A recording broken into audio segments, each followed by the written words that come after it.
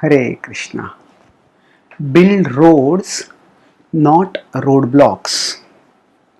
Suppose someone told us that they were going to some distant place which was quite difficult to access, and then we would think that probably they would clear the path, they create some kind of road by which they would be able to reach there. But if instead, after deciding to go there, they started creating roadblocks, then we would wonder what is happening. We would consider that craziness.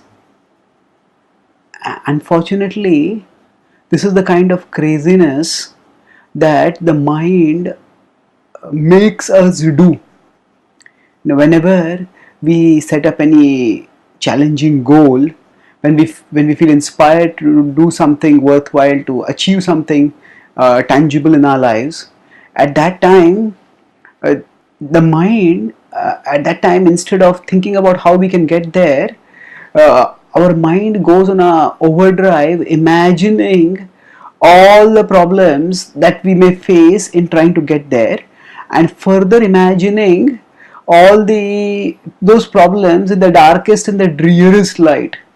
And when faced with such a scary picture of the path ahead, we often end up giving up even before we start, and thus we hurt ourselves, thus we injure ourselves, and that is something which we need to avoid.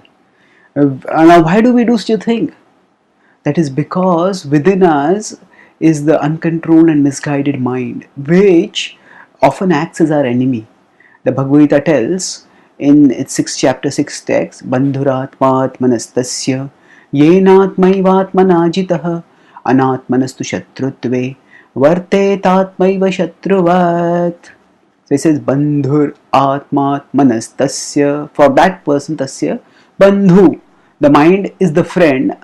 Yenat maivat manajitaha, yena, by whom, manajita, one who has conquered the mind, for them the mind is the friend.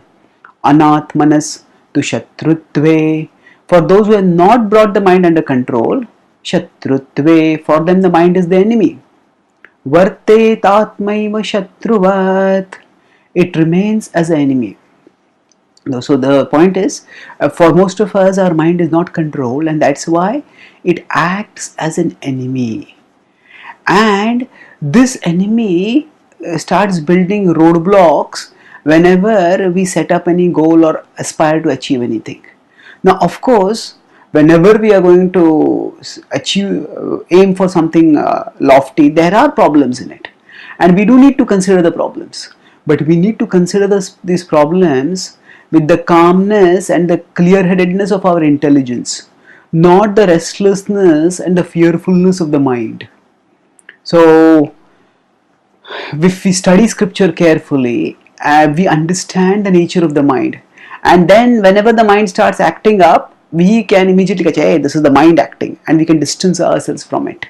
Especially by scriptural study and mindfulness practice, by cultivating self-awareness, we can catch the mind when it is acting, distance ourselves from it, and then once we have distanced ourselves from it, we can use our intelligence to move forward purposefully and to do justice to our God-given talents in our service to God and all living beings in service to in relationship with Him.